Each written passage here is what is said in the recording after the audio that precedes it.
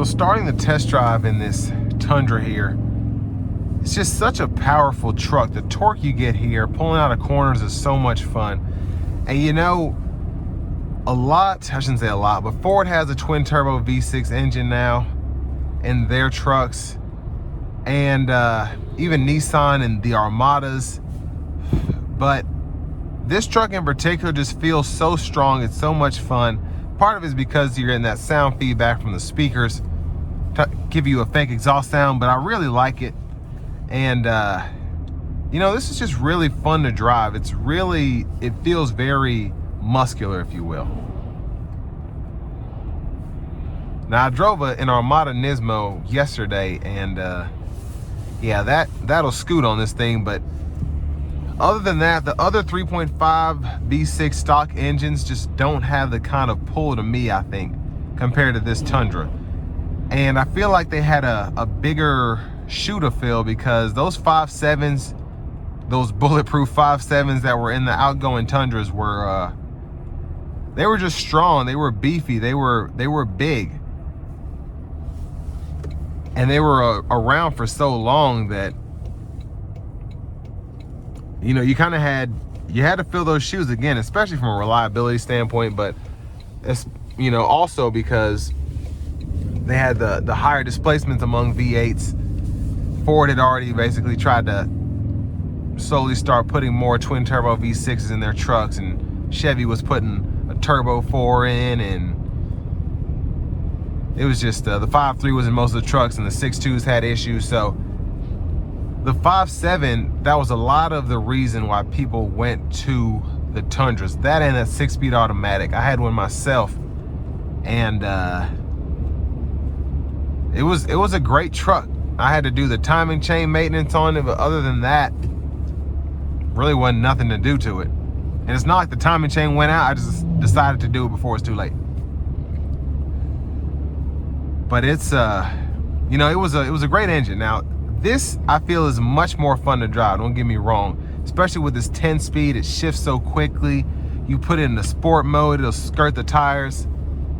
Then again, my V8 Tundra would do that too. So to each his own, I guess. I get why people were complaining about that V8.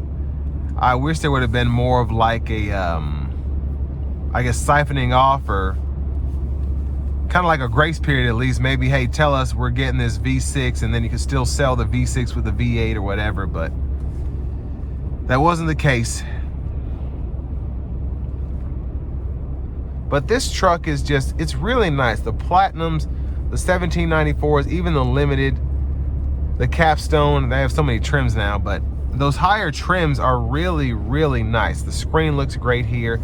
You get the dual zone climate controls. I like how the shifter's laid out, the leather steering wheel, even the dash with the stitching and all of that is, it's just top tier, I feel.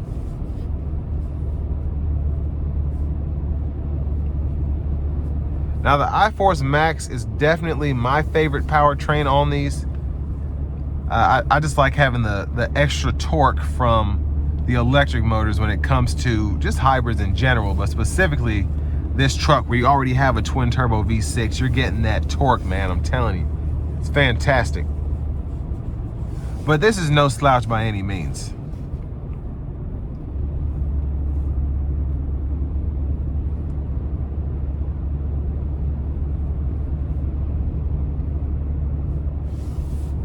And the ride quality is pretty good. The visibility in here is really good as well. Even with these bigger A-pillars, I still don't have really an issue seeing out, because I can lean forward and back pretty nicely.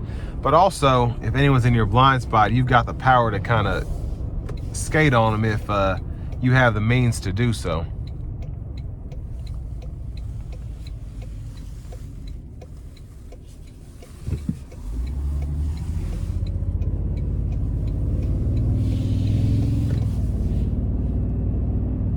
Now I'm going to put it in a sport mode. I'm going to see if I can give it a pull getting on the interstate here. We'll see. People are letting out of work right now, so that might not be the case. All right, here we go.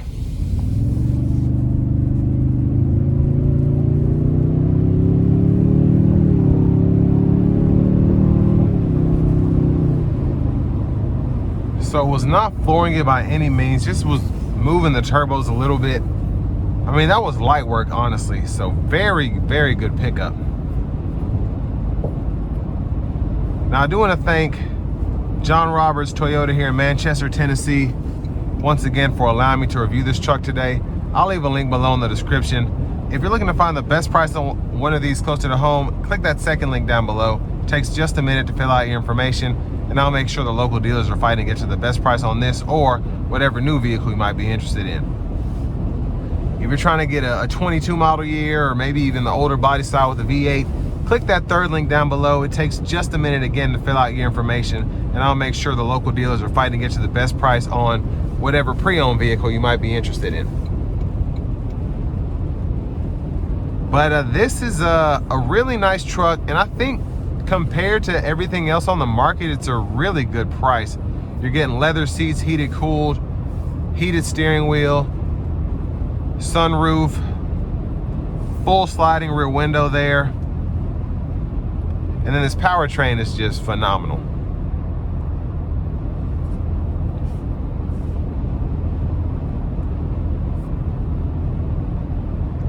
And the ride quality here is really good coming down the interstate. Wind noise is not bad at all. Can barely hear the tires unless I'm looking for them. And it's just again, it's a solid truck on paper.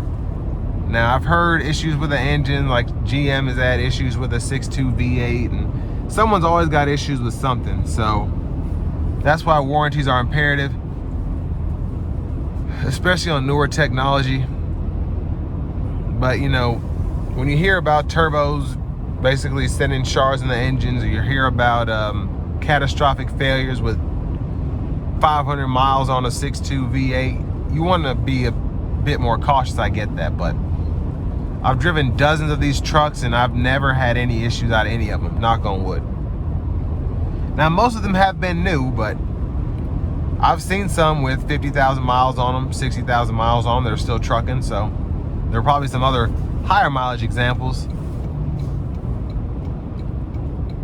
But just with how it drives, the amenities you get, the looks, especially with the iForce Max, that fuel economy and the power, one of my favorite trucks personally. So with all that being said, this will bring me to the end of my review of this 2026 Toyota Tundra in the Platinum trim level.